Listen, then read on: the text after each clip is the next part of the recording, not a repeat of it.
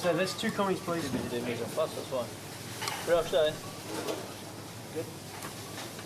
Nice size of finish on it.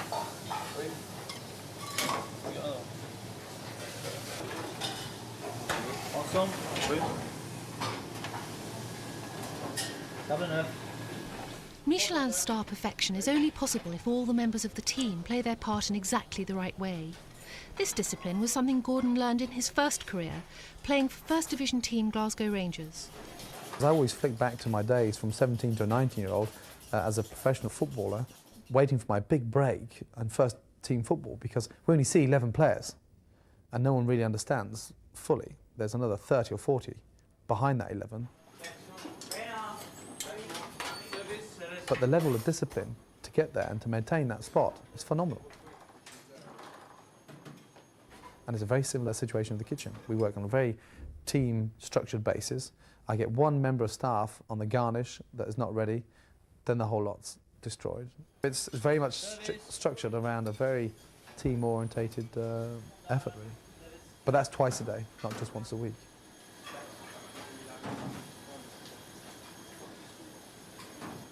I concentrate on the simplicity of the food, and then once I've executed that, then I'll develop it to great heights. Poaching a slice of turbot in an infused red wine is not difficult.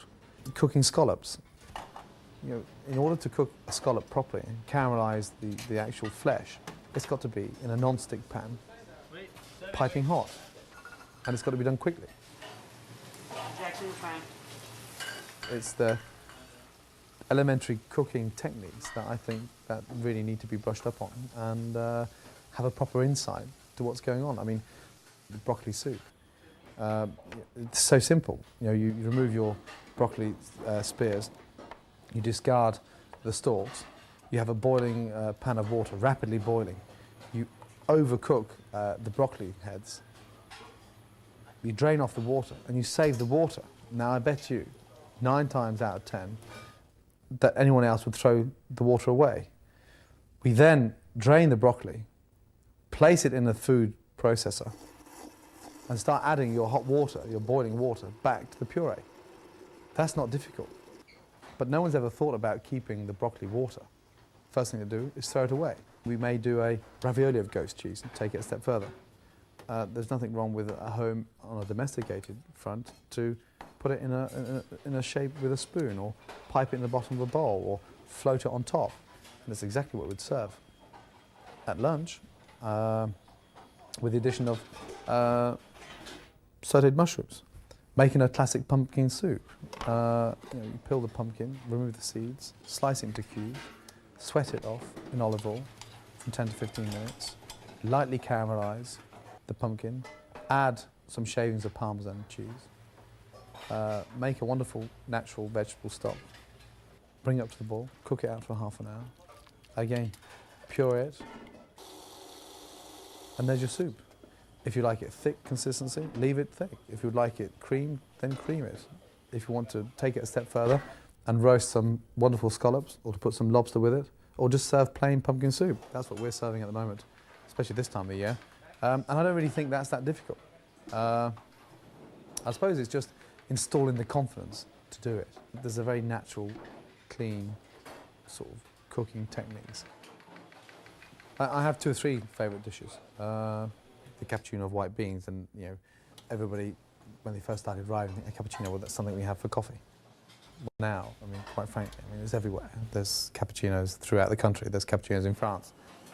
And the secret of the cappuccino is a very light long-lasting stock. It has such a cream, and the essence behind all the froth is a very small knob of ice-cold butter at the end, which, in like so, and then just lightly sat on top of the stock. So you can see it doubling volume. So it's maximising all the flavour. It's capturing all that exciting taste, and it's coming nice and light and very easy to digest. I like the style of the sauce. I love the excitement of the froth, of the easiness of eating it and swallowing this soup. And then it's performed with, you know, prawns and lentils now, and we have it with fèves, we have it with peas. So I suppose that style has become, I suppose, my hallmark. It's very difficult to be inside a kitchen all day like that and measure the success of that particular dish until you start hearing it from inspectors and reading it through guides. And Matthew Fort was mentioning it in this little restaurant tucked away in the south of Ireland, the fact that, you know, this is the last place on earth you'd ever expect to find a cappuccino of white beans. And this particular chef had obviously been on 3 or 4 occasions. He'd got it quite right, according to Matthew, and insisted on putting my name by the side of it. So I find that quite strange. Stocks and sauces are among the essential building blocks of Gordon's cuisine. Whether it's a vanilla-scented sauce for fish or a light jus for lamb, every dish takes enormous skill and care. Over here are the sauces. Starting off here with the very light chicken stock, which has been brought up to the boil for service, correctly seasoned. Going next to it is the nage, which is a vegetable stock, which has been infused with lemon, herbs, and then next to that we have a lemongrass nage. Thank you, John. Good morning. How are you, John? Excellent. So this is the lemongrass nage, which has lots of lemongrass, beautiful aroma of herbs. Next to that, this is a very light langoustine stock, which we made out of langoustine shells and lobster shells, beautifully roasted in the oven. Lots of fresh tomatoes, and brought to the boil and then reduced down to get this lovely lobster vinaigrette.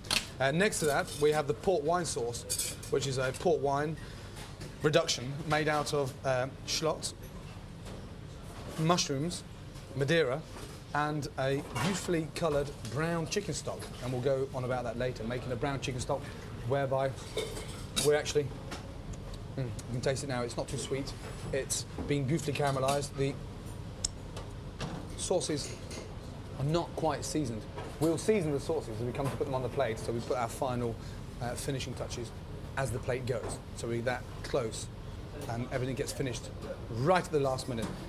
Next to that is the red wine sauce, which is made out of red wine fish stock. Fish stock as normal, but instead of placing water, we put half percentage of water to half red wine. Sometimes we caramelise the vegetables with smoked bacon at the same time. Sometimes you can even marinate the bones in red wine to stain it and to maximise the flavour, especially if it's a turbot. Next to that is a sauce that we make the most, and that is a lamb stock. This is a very light, beautifully rusted lamb stock, and that's made with fresh tomatoes, a beautiful caramelised mirepoix of vegetables, brought together with tomatoes, lamb bones which have been nicely roasted. Sometimes if you happen to over roast the lamb bones, then it creates this bitter taste at the end of the lamb jus. And this one here is nice and mellow. You can identify the lamb, and by the time we finish and correct the seasoning, that sauce will be perfect. It's got a lovely light body to it as well. Next to that, we have our red wine sauce, which has been made with a concentrated red wine, caramelised shallots again, lots of thyme, lots of bay leaf, and a huge quantity of red wine which has been reduced. The reduction is a syrup, and it's just red wine concentrate reduced down to wonderful syrup. Today's lunch is braised shin of beef, which is a shin of beef which has been wrapped up, tied very tightly, braised in the oven for 3.5 to 4 hours on a huge bed of beautiful rustic winter vegetables, left to cool down in its stock, all the tendons and the very fibres of the shin removed, and then it's rolled. Once it's rolled, it's set in the fridge to firm up. Then we slice it into little medallions and then poach that back in its water, and that's served with a lovely, rich red wine sauce, which has been used with brown chicken stock.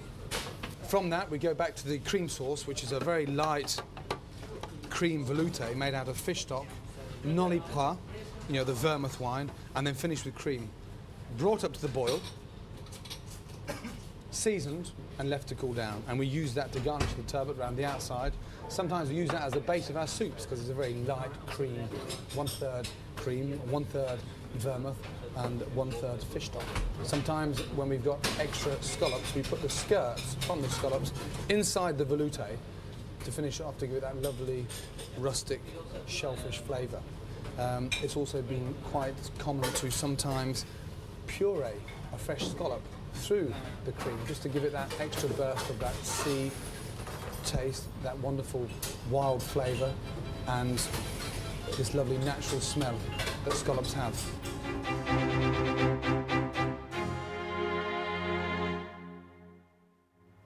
Roast rump of lamb with crushed new potatoes.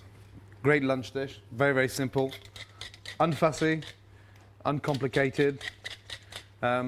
Rumps of lamb have been marinated in a touch of olive oil, some nice fresh rosemary.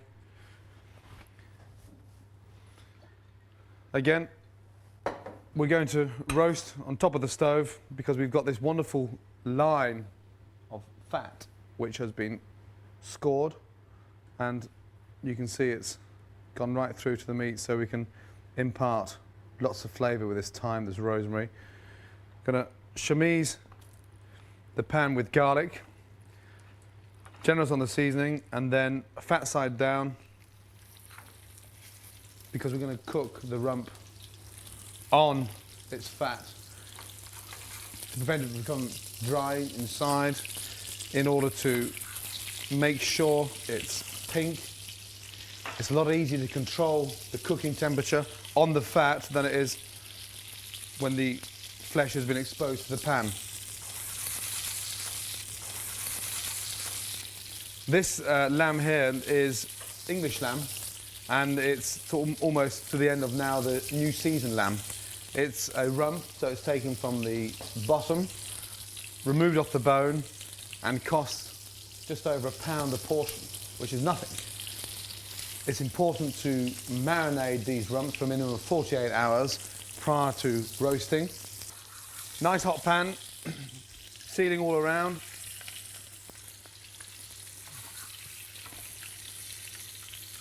We're just going to continue frying that garlic with the lamb. It's raw, it's not even crushed, it's going to cook, it's going to flavour the oil, and it's going to combine those flavours with the lamb that has been marinated with the rosemary, the thyme, and olive oil. So sealed on the bottom, and then I'm going to turn it back on side, its fat on top, and then just leave that to roast. And then every 3 or 4 minutes, just lightly baste with your olive oil. So we're just going to get that nice and coloured. The important part of roasting the rump of lamb, of course, is to make sure we continue that fierce heat. If we take it too cool and we move it off the stove and we allow it to cool down, then it becomes soggy and it becomes bland, and there's no caramelisation on top of this fat, because we want to really cook that crispy, and that's why we're going to seal it around, turn it back on its bum, and have it cooking on its fat. Leave the garlic in. Just whilst that's starting to colour, some nice fresh thyme flowers here. We're just going to pick off. Slide your fingers all the way down, and then very carefully infuse that olive oil and just give it more flavour. Fry the thyme with the garlic inside the pan and just impart more flavour. It's very important that it cooks nice and slow now, because it's a rump, it's not a fillet of lamb, so therefore it's more fibrous. It's more fatty, and therefore it can be a bit tougher. So the most important part is to continue this hot heat, leave it cooking on the side, but with a very fierce temperature underneath, because it's important to render more quicker than it is with a fillet of lamb that takes a bit more gentle cooking. This needs a lot stronger heat. Okay, for the garnish, this has got to be my all-time favourite potato. It's crushed new potatoes, and it's a very Provençal way of cooking potatoes because it's mixed with tomatoes, olives, basil and thyme flowers. Crushed new potatoes. New potatoes that have been blanched, skins removed, and just sliced roughly like so. They are very waxy, they're Jersey Royals, and it's a very nice textured potato. It's rich in flavour. They're almost three-quarter cooked because this dish literally means crushed new potatoes. And the secret of peeling them, of course, is to peel them whilst they're still nice and warm. So potatoes into a pan, crushed with a fork, not with a spoon. Just going to mix them up like so. Olive oil. Just moisten the potatoes with the olive oil. We've got some nice fresh basil, chopped. We've got some wonderful fresh tomatoes that have just been peeled and cut up roughly because there's nothing fancy about this dish. This is a great dish for lunch. It's a very straightforward dish and it's unfussy. I think that's the important part. Some beautiful thyme flowers infused into the potatoes, like so. Generous on the thyme, of course, because we really want it to impart that flavour. Just going to turn that over again, like so. Okay, the potatoes can be cooked in the morning. It's something that is very simple to put together.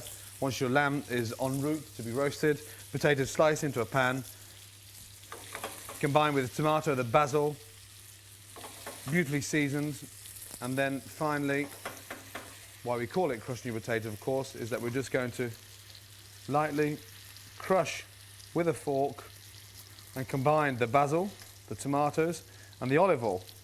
I've got some wonderful fresh black olives to go in there, but they obviously don't go into the very end, otherwise we're going to have a very awful colour potato. So we're lightly crushing that like so, turning it around with your fork and literally just crushing it on the back of your fork, pureeing that tomato, combining the basil, and then letting that olive oil be absorbed in the potatoes, and then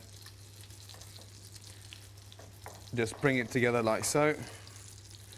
And at this stage now, I'm going to just very, very carefully add my olives. Fresh pack olives, which have been stoned and sliced into two. Generous on the olives. And then just to moisturize, or just to moisten the potatoes, I've got a very simple olive oil vinaigrette with lemon juice, olive oil, wine vinegar, and we're just going to pour that in.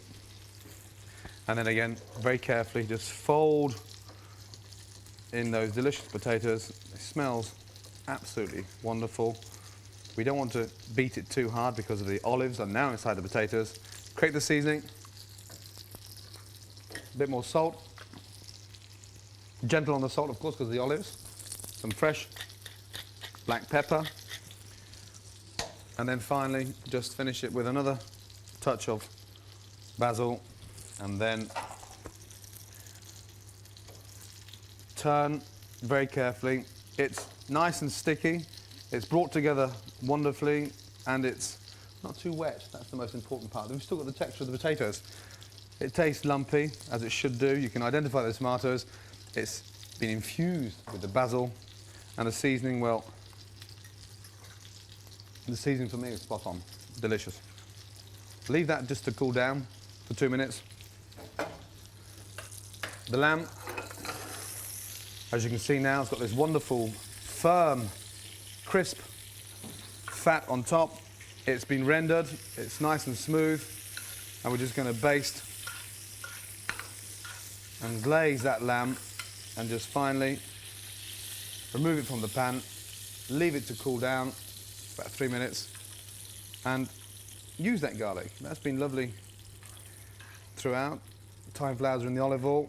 The garlic's been roasted. So don't waste it, use it. Leave it to cool down, and now ready for serving.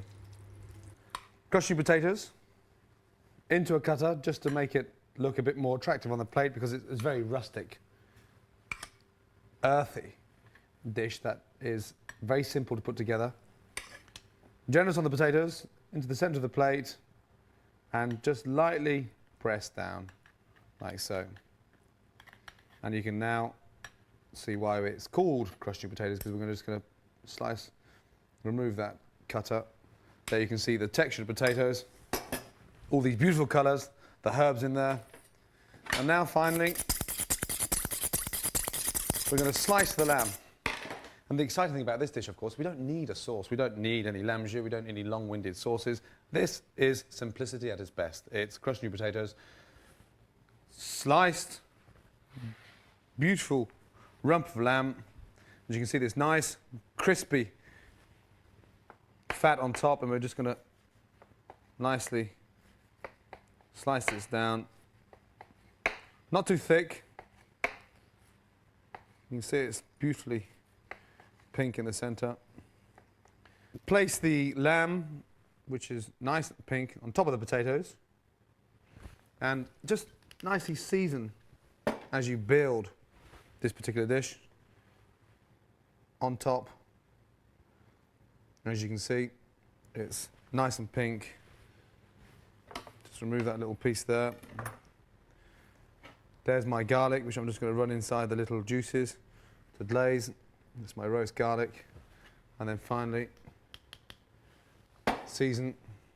And then, with your vinaigrette, just nicely glaze the lamb, your plate, the potatoes, and then we have a beautiful roast rump of lamb served on a bed of delicious crushed new potatoes. The excitement, the buzz, it's phenomenal. It's a rush. Sometimes you come away feeling cloud nine, but then you're always somewhat a little worried about how tomorrow's going to come. So it's very short-lived. On there, go. All three together, Rob. God, when you're in the thick of it, the amount of work that goes into 45 people for dinner, it's phenomenal, frightening, especially when you see the amount of produce that arrives in the morning. To think that's all broken down, we have one freezer in the house, and everything utilised. Then 11 o'clock, poof, bang, everything empty. Strange feeling. In the next programme, Gordon pays an early morning visit to Billingsgate Fish Market. This fish there, that's a girlfriend fish, because it looks just like your girlfriend, Gordon. My ex-girlfriend.